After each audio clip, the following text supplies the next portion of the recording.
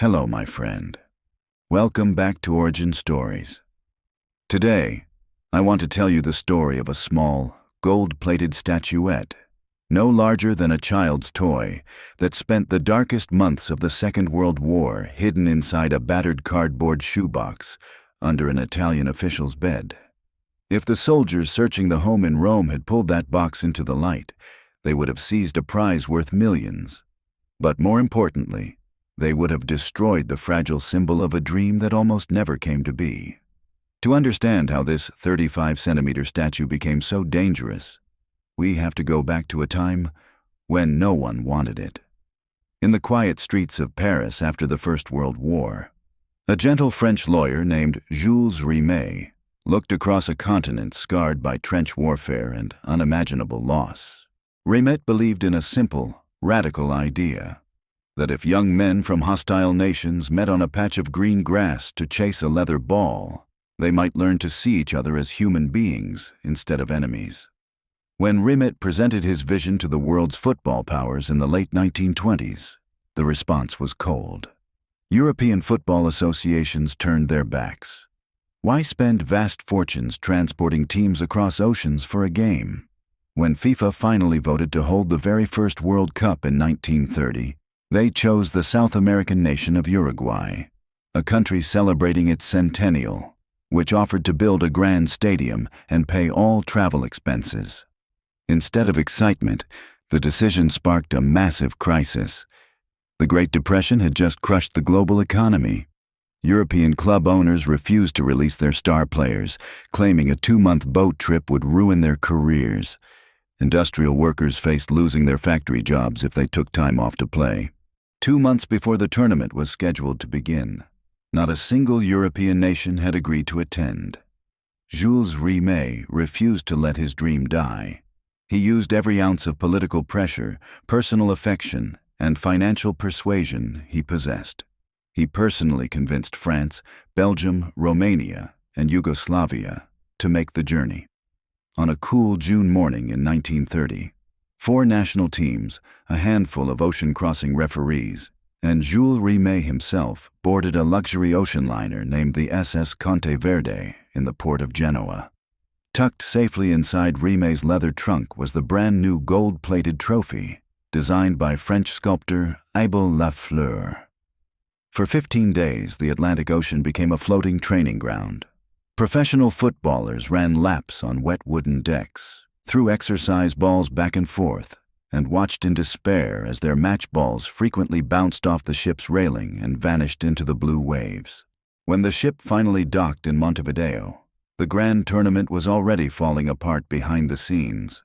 Heavy winter rains had turned the construction site of the main arena, the Estadio Centenario, into a sea of mud.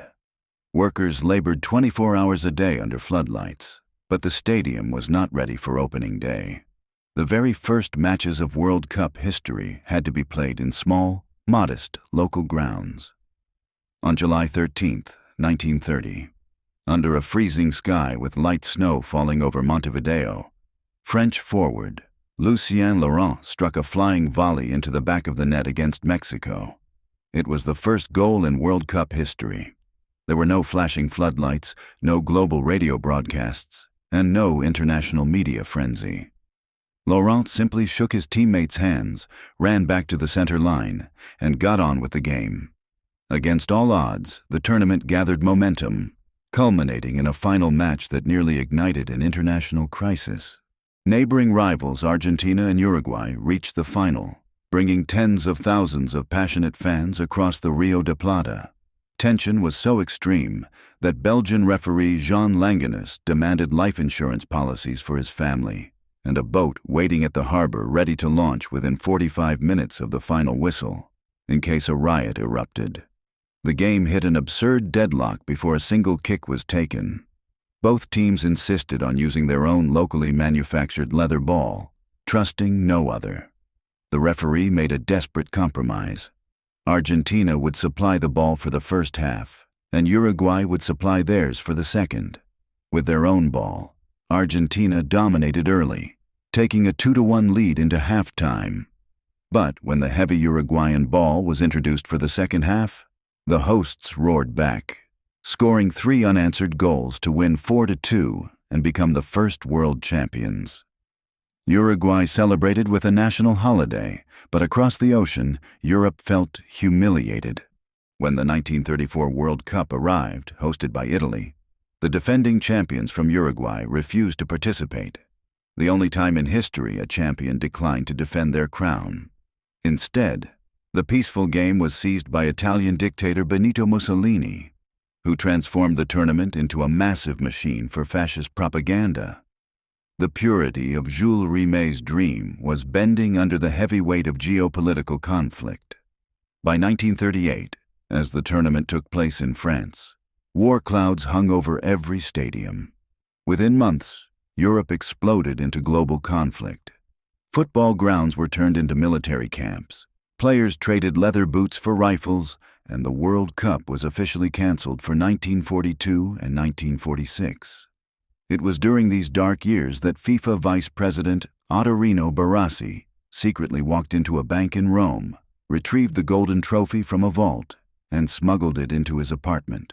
For years, as foreign troops occupied the city, the world's most precious sports prize remained hidden inside an old cardboard shoebox under Barassi's bed.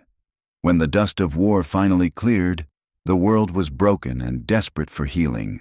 FIFA turned to South America, selecting Brazil to host the 1950 World Cup. To celebrate their expected triumph, Brazil constructed the largest stadium planet Earth had ever seen, the legendary Maracanã, capable of holding nearly 200,000 people. The 1950 tournament did not feature a traditional knockout final, but a final group stage where Brazil needed only a draw against Uruguay in the last match to secure their first world title. On July 16, 1950, nearly 200,000 Brazilian fans filled the Maracanã, dressed in white, blowing whistles, and celebrating what they believed was an inevitable victory.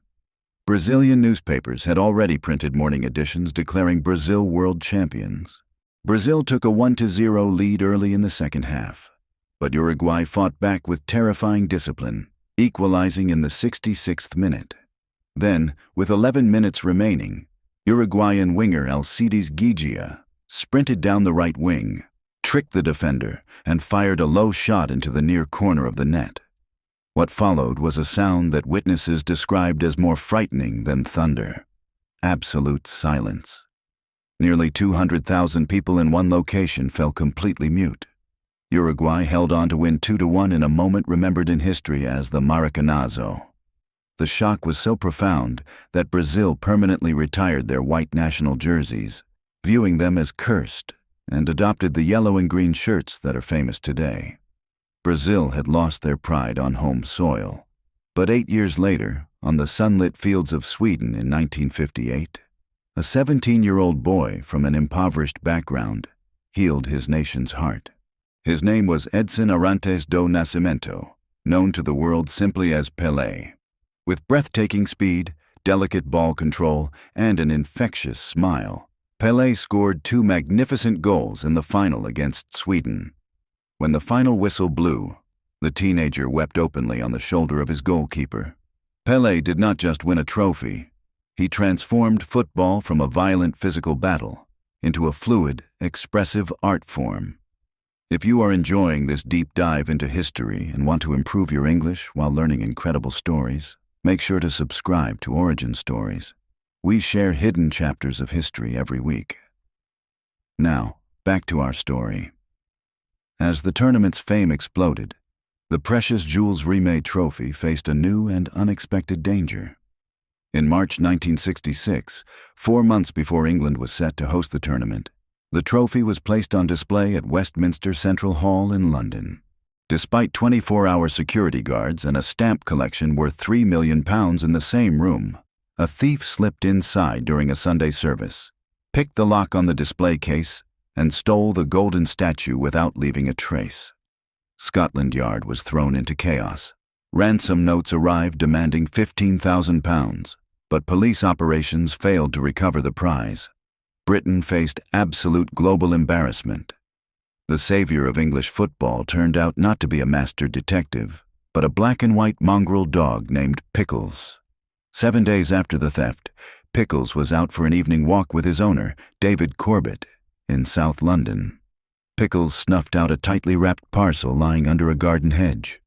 Corbett cut open the string and brown paper to find the iconic golden wings of the statuette shining in the streetlight. Pickles became an instant international celebrity, earning a lifetime supply of dog food and an invitation to the official banquet after England won the 1966 final at Wembley. By 1970, the World Cup entered its golden age. Broadcast live in vivid color television for the first time from Mexico, the tournament captured the imagination of millions of living rooms across the globe. When Brazil's legendary team won the tournament for a third time in 1970, FIFA rules dictated that they were allowed to keep the original Jules Rimet Trophy forever. With the original statuette permanently retired to South America, FIFA commissioned an Italian sculptor named Silvio Gazzaniga to design a new prize in 1971. Gazzaniga passed over traditional cup designs, creating an 18-karat solid gold sculpture showing two athletes rising in triumph, holding the earth aloft on their shoulders. Weighing over 6 kilograms, the modern FIFA World Cup trophy was born. Under new regulations, no country could ever keep the real solid gold trophy permanently. Winning nations are awarded a gold-plated replica, while the original remains locked in FIFA's headquarters in Switzerland. Yet, a tragic fate awaited the original trophy that had survived wars, ocean voyages, and London thieves. On a warm December night in 1983, thieves broke into the Brazilian Football Confederation headquarters in Rio de Janeiro. They discovered that the bulletproof glass frame housing the Jules Rimet Trophy was held to the wall by a cheap wooden frame fastened with simple iron nails. The thieves pried the frame open with a small crowbar and vanished. Though 4 men were eventually tried, the original Jules Rimet Trophy was never recovered. Historical consensus and police investigations suggest the heartbreaking probability that the historical gold statue was melted down into gold bars and sold on the black market. The physical object that Jules Rimet carried across the Atlantic Ocean was gone forever. Gold, however, could never contain the magic of the game. 3 years after the original trophy vanished, the 1986 World Cup in Mexico produced moments that money could never buy. In a tense quarter-final between Argentina and England, played under heavy political tension following the Falklands War, Argentine genius Diego Maradona created 2 minutes of history that captured football's dual nature. First came the controversial Hand of God, where Maradona jumped into the air and punched the ball past the English goalkeeper into the net, a moment of pure, unpunished rebellion. Just 4 minutes later, Maradona received the ball in his own half, turned past 2 defenders, and embarked on a 60-yard sprint, dribbling past 4 more players and the goalkeeper to score what is widely considered the greatest individual goal in sports history. In a single match, Maradona showed the world that football was a canvas for both human flaw and transcendent genius. Over the decades that followed, the World Cup expanded its boundaries, traveling to North America in 1994, Asia in 2002, and Africa in 2010. What began as a desperate gamble between 4 European nations on a steamship transformed into a global bridge, connecting every continent, culture, and language on Earth. When you look at that solid gold trophy today, you are not simply looking at a sports prize. You are looking at the survivor of a century of human history. You are seeing the echo of a quiet French lawyer on an ocean liner, a brave official hiding a cardboard box under a bed, a dog sniffing under a garden hedge, and a 17-year-old boy weeping tears of joy under a Swedish sky. Thank you for joining me on this journey into the past. I always enjoy exploring these remarkable stories together. Now I'd love to hear from you. Which part of today's story surprised you the most, or changed the way you think about history? Let me know in the comments. I read as many of them as I can. If you enjoyed this video, please give it a like and subscribe for more fascinating stories from history. There are countless forgotten lives, incredible events, and ancient mysteries still waiting to be uncovered. Until next time, take care of yourself, stay curious, and never stop exploring the past. I'll see you in the next story.